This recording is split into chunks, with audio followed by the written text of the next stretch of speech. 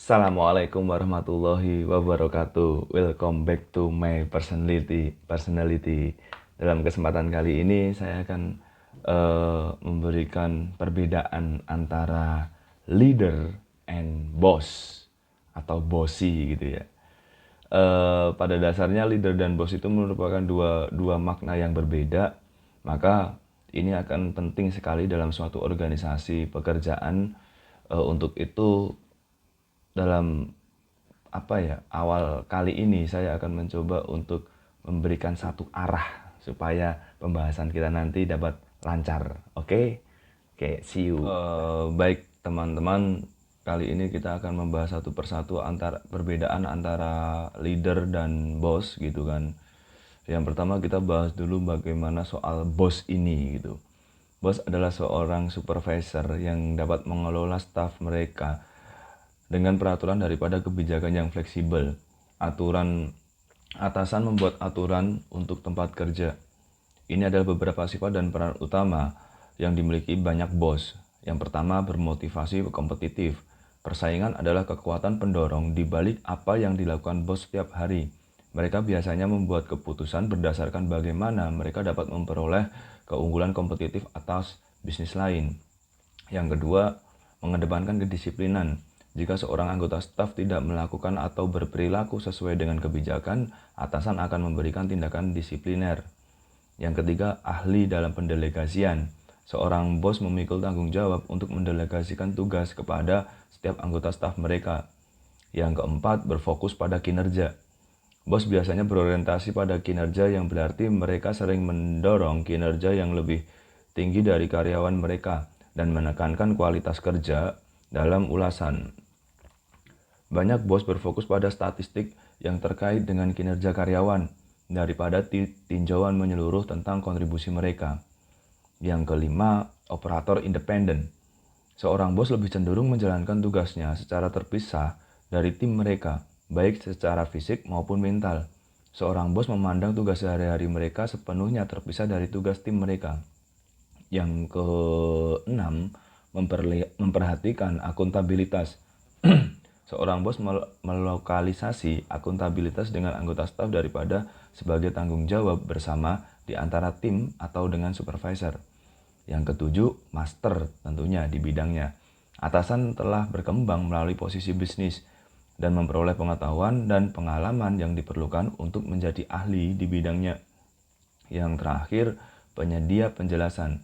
Ketika anggota staf tidak yakin bagaimana melakukan sesuatu, atasan memberikan penjelasan dan langkah-langkah yang harus diikuti sehingga karyawan dapat mempelajari prosedur baru.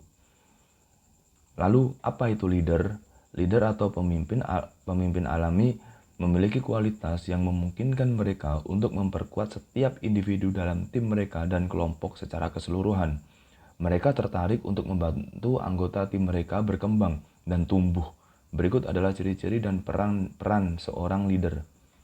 Yang pertama, kolaborator dan pemain inti. Daripada bekerja secara terpisah dari tim mereka, para pemimpin membantu tugas harian tim mereka dan memandang pekerjaan mereka sendiri sebagai bagian yang terintegrasi dengan pekerjaan semua orang. Yang kedua, berkonsentrasi pada akuntabilitas diri. Pemimpin berusaha untuk membantu anggota tim mereka belajar mengembangkan kesadaran diri. Pemimpin memikul tanggung jawab untuk membantu anggota tim mereka menjadi bertanggung jawab atas pekerjaan mereka, daripada mengharapkan staf mereka untuk melakukannya sendiri. Yang ke berapa tadi ya? 1, 2, 3. Pakar dalam membangun inspirasi. Alih-alih mendorong kinerja, para pemimpin berusaha menginspirasi tim mereka untuk melakukan pekerjaan yang lebih baik. Yang keempat, fasilitator komunikasi yang efektif. Komunikasi adalah syarat kepemimpinan yang baik, dan para leader menerapkan kebijakan yang memungkinkan komunikasi yang efektif di seluruh tempat kerja dan di antara semua anggota tim. Yang kelima, berfokus pada solusi berkelanjutan. Daripada menemukan solusi sementara yang cepat untuk masalah, para pemimpin ingin mengembangkan metode berkelanjutan untuk menghindari kesalahan di masa yang akan datang. Yang keenam, motivasi, dampak, dan semangat. Pemimpin menemukan motivasi bukan dari angka atau kinerja, tetapi dari dampak keseluruhan mereka pada pekerjaan, masyarakat, dan dunia mereka. Yang ketujuh, ahli kecerdasan emosional. Para pemimpin yang sukses memahami kecerdasan emosional dan bagaimana mempengaruhi karyawan mereka dengan cara yang sehat dan cerdas secara emosional. Yang kedelapan, memiliki empati yang tinggi. Leader benar-benar peduli tentang bagaimana perasaan anggota tim mereka dan berusaha untuk membantu mereka merasa sukses dalam setiap aspek pekerjaan mereka.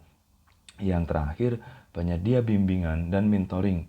Seorang leader yang baik menunjukkan anggota tim mereka bagaimana berperilaku dan bekerja dengan memberi contoh dan memberikan bimbingan dalam situasi yang kompleks. Adapun yang lebih spesifik adalah perbedaan antara bos dan leader. Seorang bos dan seorang leader seringkali sama dalam banyak hal. Namun yang paling sering membedakan mereka adalah keterampilan kepemimpinan mereka. Seorang pemimpin yang baik menginspirasi dan melatih timnya menuju kesuksesan. Sedangkan pemimpin yang buruk adalah pemimpin yang tidak mengembangkan atau meningkatkan keterampilan kepemimpinannya. Berikut adalah beberapa perbedaan antara bos dan juga leader dalam sebuah bisnis atau organisasi. Seorang bos berbicara sementara seorang leader terhubung dan mendengarkan. Seorang bos merayakan kesuksesan secara pribadi, sementara seorang pemimpin merayakan dengan timnya. Seorang bos mendorong, sementara seorang leader mengarahkan. Seorang bos mengambil pujian untuk pekerjaan yang dilakukan, sementara seorang leader memberikan pujian ketika pantas. Dan yang terakhir, seorang bos lebih berorientasi pada hasil, sementara seorang leader berorientasi pada orang. Yang terakhir, kita coba tarik langsung dan ambil kesimpulan dari perbedaan bos dan leader ini. Kesimpulannya adalah, jika dilihat dari pembahasan tadi, menjadi leader akan membuat kita, karyawan, dan perusahaan menjadi lebih baik. Menjadi leader yang baik tentunya bukan perkara mudah. Kita membutuhkan strategi, waktu, dan juga tools yang tepat untuk memastikan semua berjalan dengan baik dan terukur.